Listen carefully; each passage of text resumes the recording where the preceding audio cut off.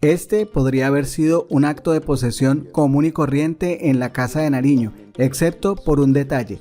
A quien se estaba posesionando era a la nueva magistrada del Consejo de Estado, la doctora Elizabeth Becerra, y cuando llegó el momento del discurso del presidente, pues Gustavo Petro comenzó así su intervención. Señora magistrada del Consejo de Estado, Elizabeth Becerra Cornejo, su hijo Alejandro, su señora madre María Elena, demás familiares, amigos e invitados especiales, presidente del Consejo de Estado Milton Fernando Chávez García, directores, ministra y funcionarios del Gobierno Nacional, magistradas, magistrados, exconsejeros de Estado y funcionarios de las altas cortes que nos acompañan, medios de comunicación y en general a todas y todos los asistentes el día de hoy.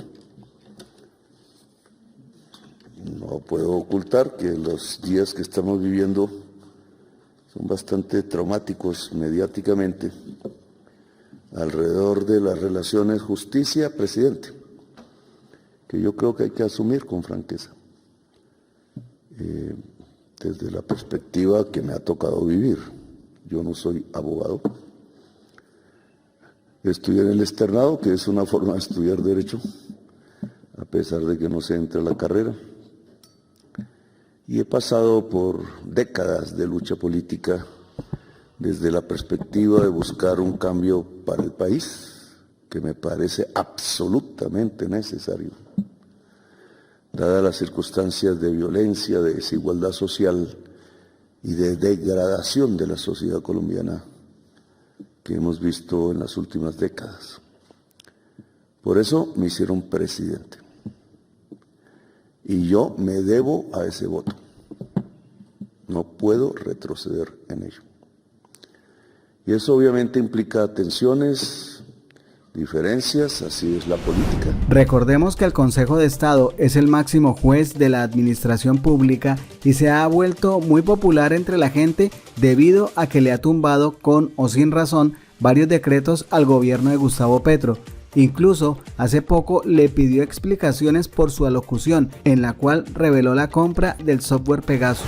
Y ante esta oportunidad de tener a varios líderes del poder legislativo y judicial, además de Milton Fernando Chávez García, presidente del propio Consejo de Estado, pues el presidente no desaprovechó la oportunidad y pudo hablar acerca de temas que le conciernen a la justicia. Incluso en algún momento colocó de ejemplo a México frente a la elección de jueces por voto popular, que aquí entre nos sería muy interesante, porque si algo necesita con urgencia la sociedad colombiana es una reforma a la justicia en donde el pueblo tenga más participación. Pero el primer mandatario habló de otros temas que definitivamente requieren ser atendidos con urgencia y merecen el respaldo al señor presidente, porque son vitales y van más allá de cualquier interés particular o partido político, porque a la hora de hablar de seguridad nacional, acuerdo de paz, chuzadas, etcétera, pues el pueblo está primero.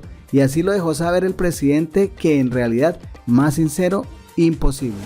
Pero no hemos profundizado mucho en eso. ¿Por qué se presentó un señor como Ordóñez al frente de un cargo supremamente importante de la justicia y qué efectos produjo? No solo los míos los superé. Me permitió como experiencia, pero creo que es una experiencia del país. Porque más o menos lo que indica después de la Constitución del 91, que es una constitución para hacer cambios, que es para eso, pues si no se hubiera mantenido la del 86, ya con un siglo, pero me correspondió no a mí, sino a mi organización de jóvenes, para ese entonces, dejada las armas, que no la rebeldía, hacer una constitución que implicaba derogar la Constitución de 1886. Nosotros derogamos la Constitución de 1886. Y eso no significa ni más ni menos que un cambio de mentalidad completo, una revolución conceptual. Por eso una serie de términos que ya empiezan a ser detenidos. Se me acusa de que yo quiero cambiar la Constitución del 91. Yo lo que quiero es profundizarla y volverla real. Porque una vez se hizo la Constitución, toda la década de los 90 fue de la peor gobernanza paramilitar en el país. ¿Cómo se entiende eso? ¿Cómo es que se hace una Constitución para construir el Estado Social de Derecho? Para hablar de una democracia participativa, no solamente representativa, que se nos ha olvidado qué significa la democracia participativa, y de pronto lo que viene son las peores masacres sobre Colombia. 100.000, dice la Comisión de la Verdad, muertos, por un incremento de una especie de contraconstitución real en la mayor parte del territorio colombiano, a lo que le denomino la gobernanza paramilitar. Eso no tiene nada que ver con el Estado Social de Derecho que ordenó la Constitución del 91, que para eso se derogó la Constitución del 86. Hicimos un cambio de palabras, pero como viene a ser la realidad política en Colombia, muy colombiano eso, se deja que los cambios sean en las palabras, en los discursos y no en la realidad. En la realidad hubo todo lo contrario, una alianza del poder político local con el narcotráfico vuelto ejército rural para controlar dictatorialmente la población colombiana y controlarla a partir del terror, del miedo, de lo contrario a la libertad, de lo contrario a la democracia, de lo contrario a la Constitución del 91. Y no fuimos nosotros los que ya pudimos detener eso. Habrá quien diga que ayudamos a propiciarlo. Quizás lo propiciamos derogando la Constitución del 86 y convocando los demonios que hay dentro de este país, que herederos de la esclavitud, herederos del feudalismo, herederos de los privilegios, herederos de un creer que esto es una aristocracia y que es hereditaria y que la riqueza nacional tiene que ir a manos de muy pocos, y por eso han convertido a Colombia no solo en el país más violento, sino en el país de mayor desigualdad social del mundo, contrario a lo que dice la Constitución, haciendo negocios con el dinero público y matando jóvenes con el dinero público. Se nos ha olvidado incluso el episodio de los 6.402 jóvenes inocentes asesinados. ¿Qué peor crimen contra la humanidad en las últimas décadas se ha cometido en América? Con una Constitución vigente que no cuidó, no tenía instituciones para su implementación. Y entonces, ¿cuántas miles de madres tienen que sufrir la desaparición? ¿Qué clase de justicia es esa? Sin embargo, del Poder Judicial salió una resistencia. No solo de la política, que la mayoría de los políticos aquí se asustaron de hablar. Me correspondió a mí hacer las denuncias. Algo la prensa, unos periodistas, alguno muerto ya, asesinado, varios asesinados. Le correspondió al Poder Judicial levantarse. Y lo hizo la Corte Suprema de Justicia, en el caso de la gobernanza paramilitar, que se paró para destruirla, porque sabía contraria a la Constitución. Y fue perseguida esa Corte por lo que hizo. Yo le he pedido aquí a Laura que convoque un acto para poner la cruz de Boyacá a los magistrados que hicieron esa lucha, porque se lo merecen, porque es una lucha por la democracia y la libertad, y la idea de una humanidad de seres libres que no tenga que aterrorizarse por los nuevos espantos del fascismo que recorren a Colombia. Pues esa voz del Poder Judicial de ese momento, que yo quiero enaltecer, fue silenciada. Fue silenciada por una contraconstitución. Los magistrados se fueron y lo que vino fue el cartel de la toga.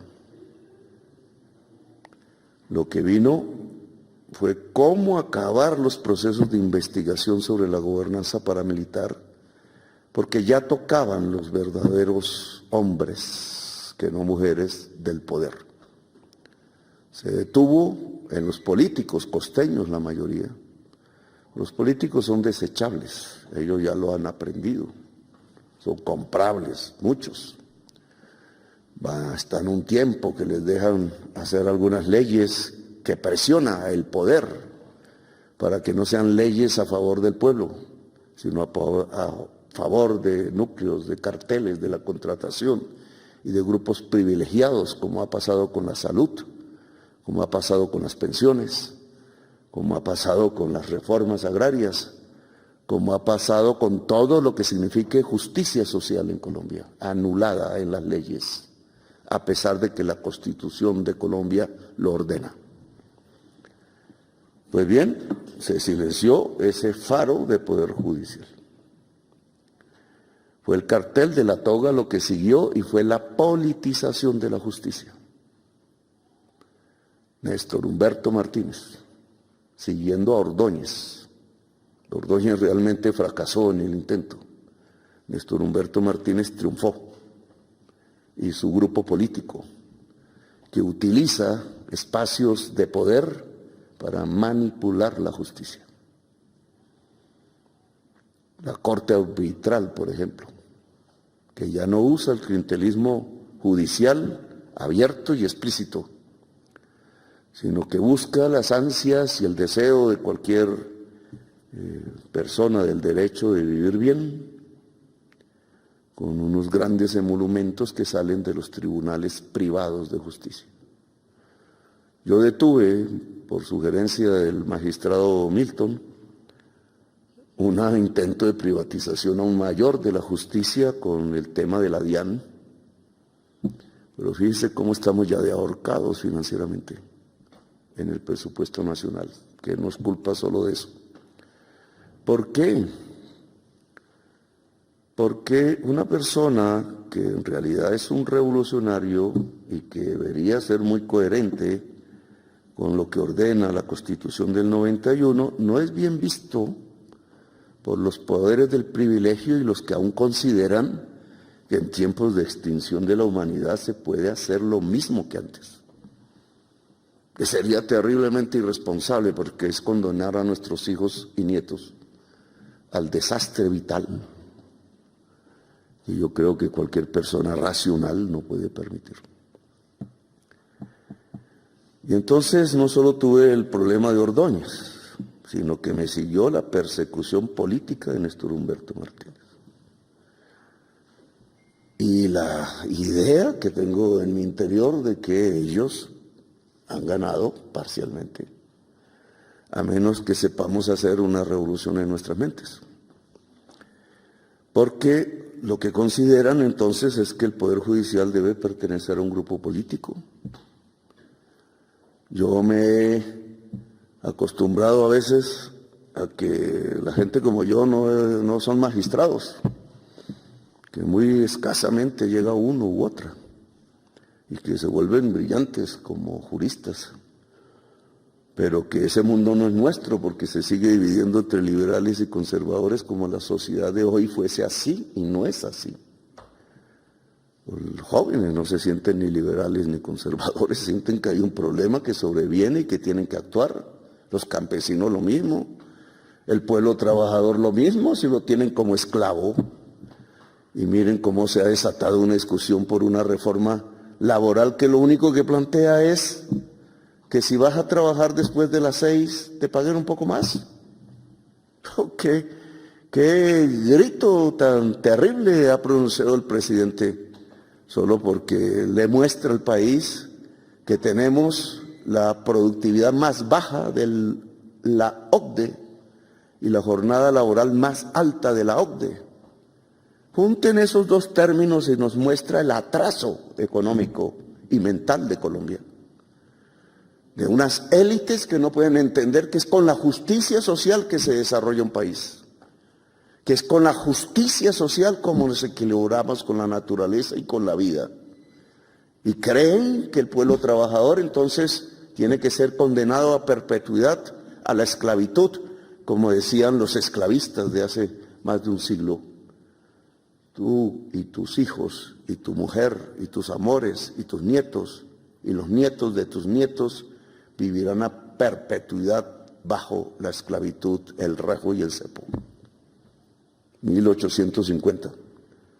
La única manera de quitar eso parcialmente de nuestra historia y de nuestra mentalidad fue indemnizar como propiedad privada a los negros y a las negras de Colombia.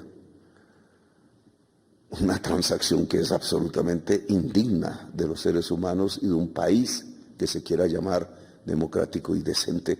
¿Para qué sirvió la lucha de Bolívar? Si 40 años después íbamos a ser dueños de esclavos y traficantes de una esclavitud a la cual, para quitarla, teníamos que pagar desde el dinero público la libertad de los esclavos. ¿Y dónde estaba la libertad que tanto pregonamos? Al lado del Ejército Libertador, que incluso en 1850 fue decretado su muerte. Y el último general tuvo que irse del país, el general Melo, al que estamos esperando rescatar de su fosa común en Chiapas. Ojalá la encontremos. Hay indicios de que sí. Esperaremos, porque si lo logro traer, será enterrado en Chaparral, entre los pueblos indígenas, con las dignidades del presidente y el último general del Ejército Libertador, para que de nuevo sus espíritus puedan seguir por esas tierras de la cordillera central y bañar a Colombia otra vez con la bandera de la libertad, la dignidad, la humanidad y la vida. Bueno, ese episodio de la politización de la justicia, de la derechización extrema de la justicia al punto que ya no ve los equilibrios con la justicia social, los equilibrios con la vida, los equilibrios con la libertad, pues yo creo que tiene que recuperarse. Todos los días yo observo un ataque. Claro, yo sé que lo respondo, pero observo un ataque. Como si las circunstancias fueran cómo se acorrala un presidente libre que está pronunciando discursos de revolución. Y es necesario hacerlo. No solo decirlos, sino hacerlos. César Palomino, el magistrado que usted reemplaza, magistrada, junto con un magistrado conservador que admiro y no pude conocer, magistrado Arenas. Él es el autor de una sentencia en el Consejo de Estado que, subsumiendo la sentencia CIDH bajo mi nombre, dijo que no se pueden destituir ni quitarle a ningún ciudadano o ciudadana de Colombia, no solo funcionarios, sus derechos políticos a menos que haya cometido un crimen y así lo diga el juez penal. Convención americana firmada por Colombia en gobiernos que eran incluso conservadores como el de Misael Pastrana. En un momento de liberales en América Latina que fue precedido de las dictaduras militares, la tortura y la desaparición. Y quedó como letra muerta, y quienes han vivido sin criticar esos momentos de dictadura, de desaparición, de encarcelamiento de jóvenes, de tortura, pues parece que quisieran dejar como letra muerta, y no se puede. La Convención Americana tiene que ser enriquecida con más libertades, no solo las individuales, sino los derechos de la naturaleza, que es un nuevo concepto que hay que refundar, con los derechos de las mujeres, con los derechos de la justicia social y los colectivos de gentes vulneradas permanentemente, aún incluso por este gobierno, que no se atreve a poner de viceministro de la diversidad en el Ministerio de la Igualdad, que fue censurado judicialmente. Suena tan mal la palabra igualdad, que no le pusieron fecha de muerte al Ministerio de la Igualdad. ¿Por qué? ¿Y acaso la Constitución no habla de la igualdad?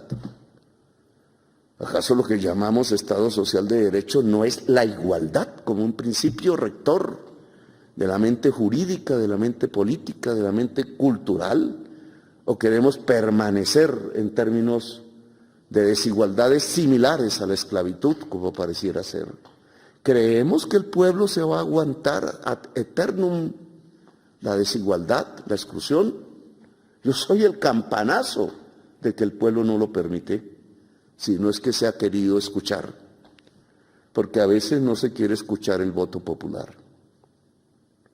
Y es una discusión actual, permanente. México, no sé si equivocado o no, lo ha sentido tanto que ya lo propuso, la elección popular de jueces. Pero eso no es, y no sé si esa sea la mejor, el camino, pero eso no resulta porque sí.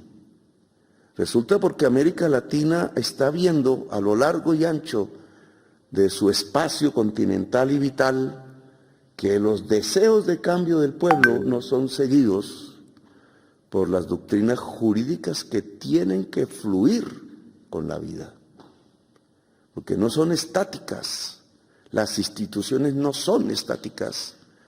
Igual que una ley puede cambiar, puede ser interpretada y puede fluir la doctrina, porque si no fluye, se estrella contra el pueblo y el pueblo lo va a demandar, porque como ustedes lo han leído en sus libros y códigos, en la democracia la soberanía recae en el pueblo y en nadie más. Nosotros somos poderes constituidos y debemos saber y concentrarnos en eso, que hay unos límites que fuera de ellos solo los tiene el pueblo. El pueblo es el soberano, eso gritó Bolívar. Esos son los fundadores de nuestra república. No puede quedarse como letra muerta. Entonces nos burlamos del pueblo, creemos en esa mentalidad antigua que estuvo en la mente de los esclavistas después de Bolívar. Podemos creer que somos superiores al pueblo, que somos sus gobernantes y que entonces el pueblo no nos manda, sino que tiene que obedecer y obedecer y obedecer, o el pueblo tiene una soberanía, de acuerdo a los principios clásicos de la democracia liberal. El rey ya no es soberano, es el pueblo el soberano. Y creo que todas las instituciones de Colombia deben entenderlo, deben cada vez hacer más claro que el único que tiene el poder en Colombia es el pueblo y que todo servidor público lo que tiene que hacer es entregarle al poder al pueblo. Me acusan de que por qué hice la denuncia de Pegasus, porque Pegasus lo compraron. Eso lo dice un documento, ni más ni menos que la Oficina de Lavados de Activos de Israel. Y eso lo tiene la Fiscalía, ¿quién más va a tenerlo?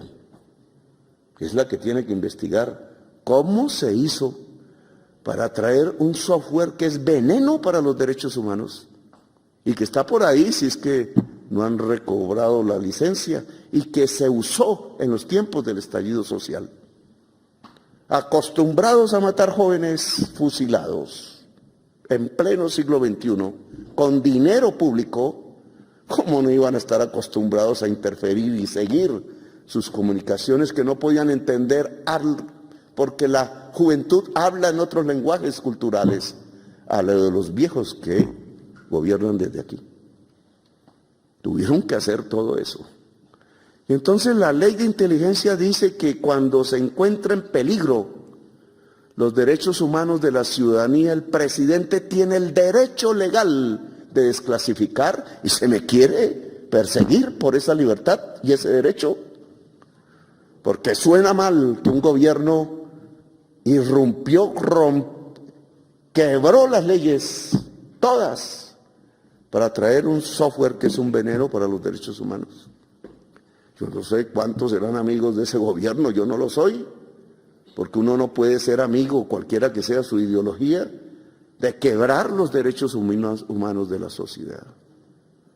Y por eso hay que ver entonces hacia dónde vamos, hacia perpetuar los gobiernos que asesinan la juventud de Colombia, en contra de la Constitución, porque en qué versículo, artículo, parágrafo la Constitución permite asesinar jóvenes.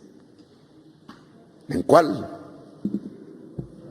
Si ni siquiera estamos, ni lo decía la Constitución del 86, eso solo es invención de Hitler.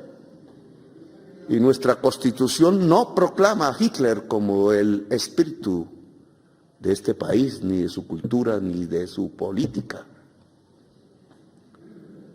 Entonces, yo creo que tenemos que encontrarnos, magistrada, no lo digo por usted, sino por las circunstancias que cada vez llegan.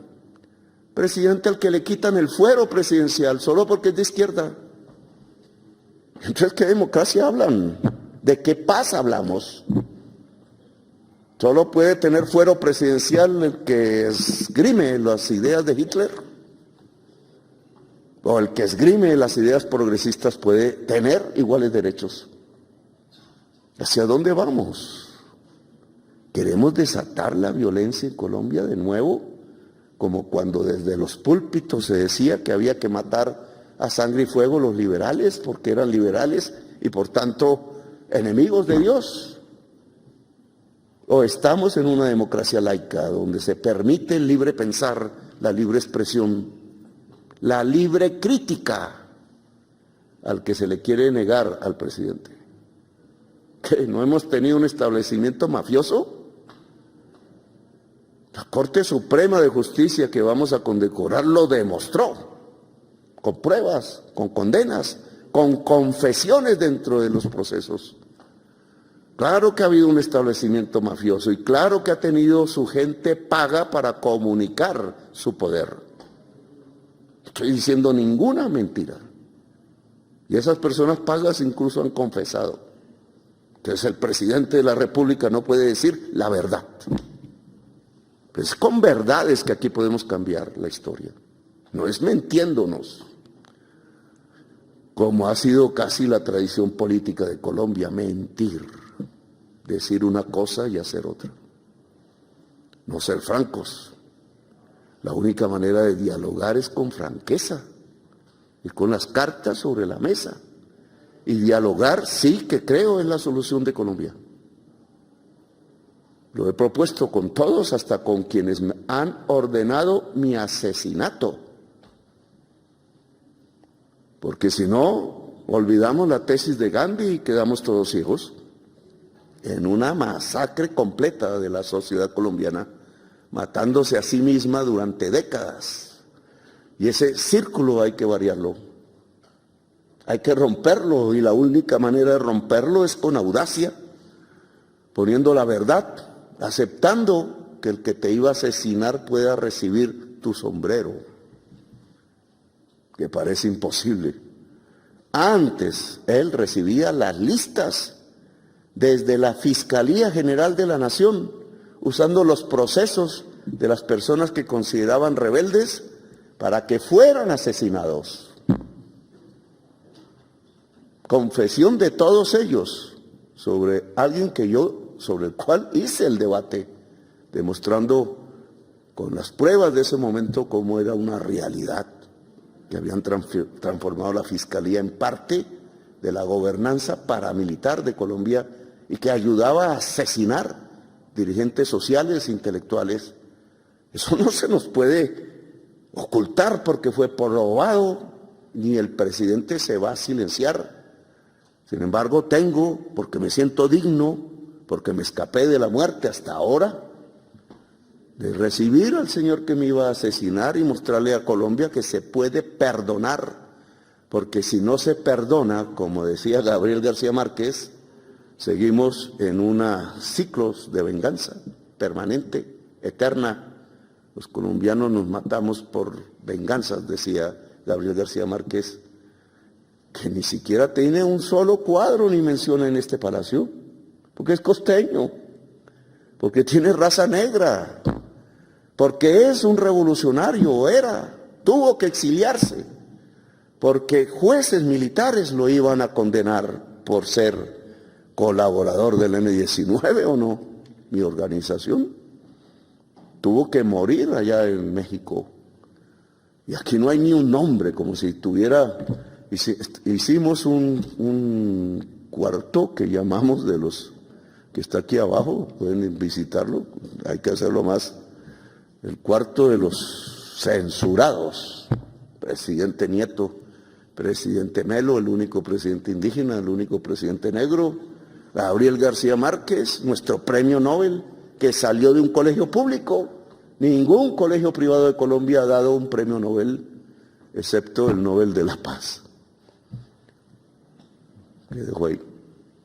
Y que merece, porque hizo un esfuerzo audaz, indudable, para la época, al punto que sus socios de club le decían que se había vuelto comunista y guerrillero, presidente Santos, que sí tiene un origen de una persona que fue guerrillera, que es Manuela Santos, pero que hace parte de nuestra historia patria y entonces ya no recordamos, ya no recuperamos. Bueno, entonces mi opinión, magistrada, es que hay que abrir un diálogo. Podemos estrellarnos, claro, y podemos derivar en una situación de conflicto social, de nuevo, profundo. Esta vez no como antes. Esta vez es la revolución. Y ya no es una revolución nacional, es mundial. Ya ha arrancado. Porque si no, los pueblos irían a la extinción y los pueblos del mundo no se van a dejar extinguir. La vida es primero. Y la vida va a ser primordial, a preponderar en el planeta, y yo estaré a su lado mientras pueda. Y ojalá la tradición libre y democrática de este país, que debe resurgir con más poder después de haber sido tapada, empolvada, oxidada por tiempos de fascismo colombiano, que ha dejado este país en medio de la masacre. Bueno, no quiero hacerles perder su tiempo, porque sé que cuando vienen aquí, pues es una ofrenda de tiempo para que el presidente hable, pero tenía que decir estas cosas. Lo que propongo, magistrada, es que se abra el diálogo entre el Poder Judicial y los cambios de Colombia, y que podamos, como el ministro del Interior viene pregonando, hacia un acuerdo nacional que claro, tiene que implicar cambios de leyes, quizás normas constitucionales, pero que sobre todo tiene que implicar un cambio de mentalidades para poder hacer fluir instituciones hacia el cambio que está demandando Colombia con urgencia y que es imprescindible, es un imperativo categórico a lo can.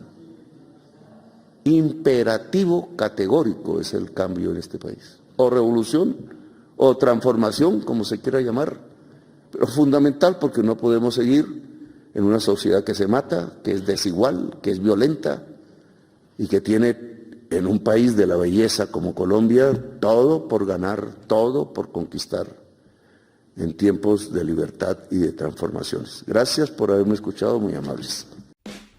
Gracias por hacer parte de la comunidad Magenta Radio. Si te gustó el video, por favor compártelo, comenta y por supuesto darle like. Nos vemos en el siguiente video.